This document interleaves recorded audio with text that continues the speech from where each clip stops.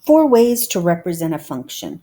If we remember from college algebra, a function is a relationship between x and y. We plug in one x value, we get back exactly one y value for each different x that we plug in. That's what makes it a function. So our domain is the input to the function, the x values that we're allowed to put into the function. The range is the values we get back out of the function as we plug in different x's.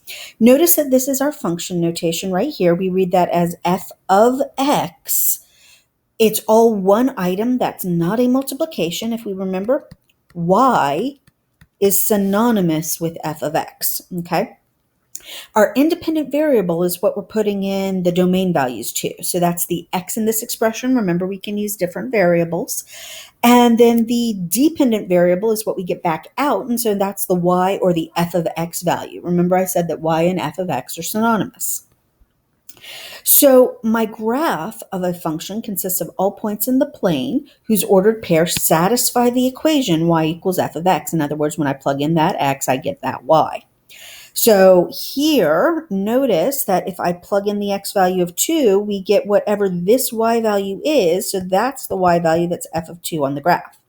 Now notice that that distance corresponds to the height right there. So we can think of f of x as being the height of the function above the x-axis. In other words, my y value is the height above the x-axis of the function at that point. So the input is the domain that's along the horizontal axis. So the horizontal axis, we think of domain. The range along the vertical axis, that's what we get back out. All right, so for this function, I want to find f of 1. Notice that this is an x value, so we locate x equals 1, go up to find the y. So I'm looking for this value right there. That's a 3. So we would write f of 1 equals 3. Now, I also want to do f of 5, so I'm going to count over 2, 3, 4. This would be 5 right here. So I'm looking at this y value. That doesn't land evenly on one of the divisions, so I'm going to approximate and call that negative 0.75.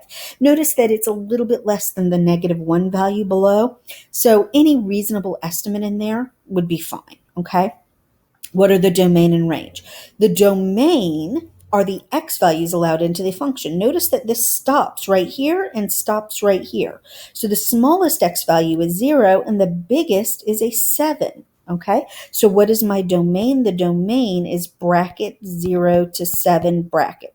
Bracket means we're including those endpoints. What's the range? Notice that the smallest y value I get back is right here. That y value would be a negative 2. And the biggest y value would be right here, and that y value would be a 4. So my range would be negative 2 to 4. For the range, I read along the vertical axis. For the domain, along the horizontal axis. All right, so how do we find the domain and the range when we have equations instead? Well, there are basically 3 rules. If we've got a fraction, then set the denominator does not equal 0 and solve. That's going to give you your domain. If you have an even radical is a square root, a fourth root, an eighth root, anything like that, we're going to take what's under the radical and set it greater than or equal to 0 so that we don't try and take the square root of a negative number. If we have a logarithm, remember that whatever is in the logarithm has to be positive. So we're going to do the inside of the log strictly greater than 0. So with the radical, it's greater than or equal to. With the logarithm, it's strictly greater. Any combination of those we can also apply to our function. So like here we have a fraction, so we're going to go x squared minus 5x plus 6 does not equal 0. We're saying the denominator does not equal 0. We've got to solve that equation, and you can go back to your college algebra to remember how to factor or complete the square. In this case, it's easy enough, to factor x minus 2, x minus 3, set each factor does not equal 0 and solve, and we get 2 values. X cannot be 2 or x cannot be 3. In our interval notation, that goes negative infinity up to 2, union 2 to 3, union 3 to infinity. We're trying to include all values except for 2 and 3 themselves. So all numbers less than 2 is this interval. All numbers between 2 and 3, like 2.5, is this interval. And then all numbers bigger than 3, this interval. Okay. All right, we want to find the domain of this. It is an even radical. That's a square root. So our rule is take whatever's under the even radical and set it greater than or equal to 0. So I'm going to subtract 3, and negative x is greater than or equal to negative 3. Divide by negative 1 to get x by itself. And when I divide or multiply by a negative, remember we have to flip the inequality. So that's saying x is less than or equal to 3, less than or equal to 3. We go from negative infinity to 3. Bracket, instead of parentheses, we needed to exclude because we didn't have the equal to on the previous one. This one we do have the equal to, so we want to include the 3. Remember that positive and negative infinity always get a parenthesis.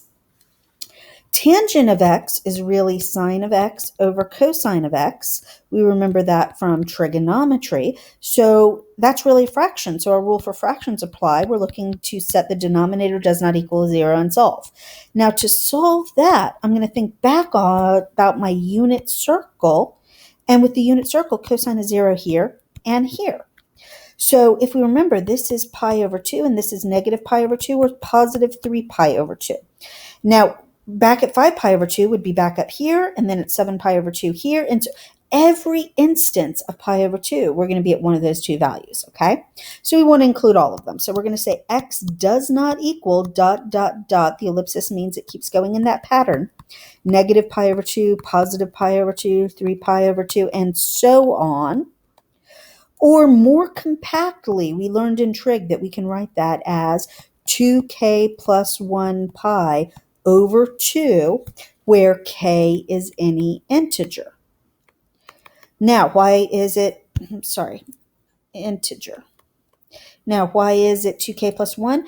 Because if k can be any number, then twice k is even, so adding one more will always make it odd. And notice that these are always odd numbers in the numerator up here. So that's what we're looking for with that notation. Okay, so remember that our rule here is looking for a fraction. There isn't one. An even radical. There isn't one. Or a logarithm. There isn't one. So our domain is all real numbers because there's absolutely no rule that we have to exclude. We can either write all real numbers or use that interval notation, negative infinity to infinity. Remember, we always use parentheses on these.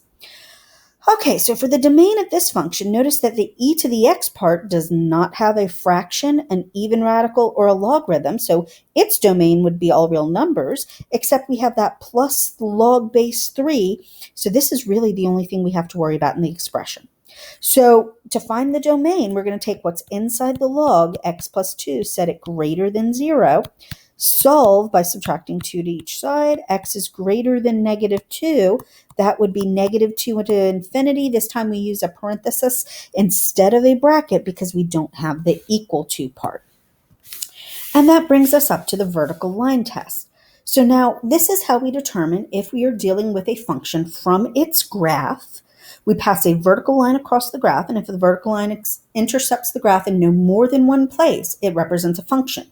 So A, the diagram there, you never hit more than once, but B, we see we hit twice, so that one is not a function.